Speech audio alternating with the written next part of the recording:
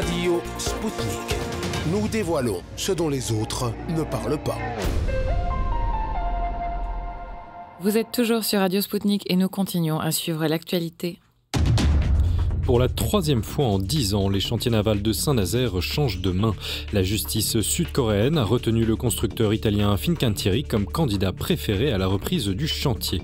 Juste avant la visite sur place de Christophe Sirugue, secrétaire d'État à l'industrie, nous avons recueilli les opinions sur la transaction des élus locaux et des syndicats. Écoutons-les, c'est dans la suite de l'émission. Radio Sputnik. Nous dévoilons ce dont les autres ne parlent pas. À Saint-Nazaire, l'avenir des 2600 salariés est censé être assuré avec la commande de 14 paquebots sur 10 ans. Néanmoins, après la reprise des chantiers par le constructeur italien Fincantieri, les syndicats restent vigilants quant aux suppressions de postes.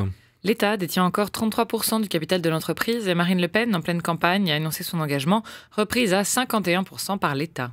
Un des fleurons de l'industrie française risque également la fuite de son savoir-faire vers l'Asie, puisque Fincantieri vient de signer un accord de transfert de technologie avec un chantier naval chinois. Alors quel est l'avenir du chantier naval de Saint-Nazaire ? Écoutons Oksana Bobrovic.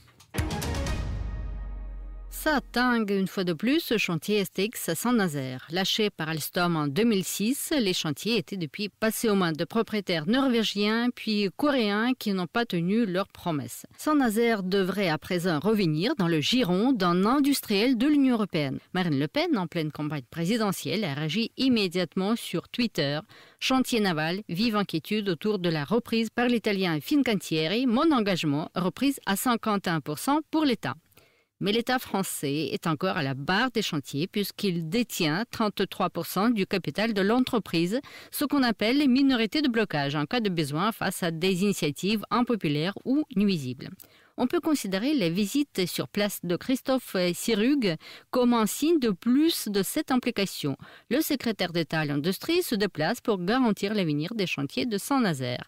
Pour Christophe Morel, délégué du CFDT STX, le groupe italien est encore loin de faire l'unanimité. Il a gagné, mais par absence d'adversaire, puisqu'il était le seul à avoir remis une offre fin décembre sur le bureau du juge à Séoul. Le juge hier a statué en le désignant comme candidat préféré. Bien que rien ne soit encore fait, l'événement n'a pas manqué de faire réagir. Par exemple, le Parti communiste s'est insurgé. L'État a toutes les cartes en main pour s'opposer à la prise de contrôle italienne. Et voilà l'opinion sur le sujet de Gauthier Boucher, l'élu municipal de Saint-Nazaire. C'est la position du Front National, procéder à une nationalisation des chantiers navals de Saint-Nazaire, mais qui soit une nationalisation temporaire et partielle. Temporaire, ça veut dire le temps que les chantiers soient pleinement performants économiquement, et partielle, ça veut dire monter de 33% de capitaux détenus par l'État à au moins 51%. C'est une position qui en fait était partagée à Saint-Nazaire par une base militante et des élus locaux au Front National depuis 2013, mais je me réjouis qu'en fait ce soit aussi maintenant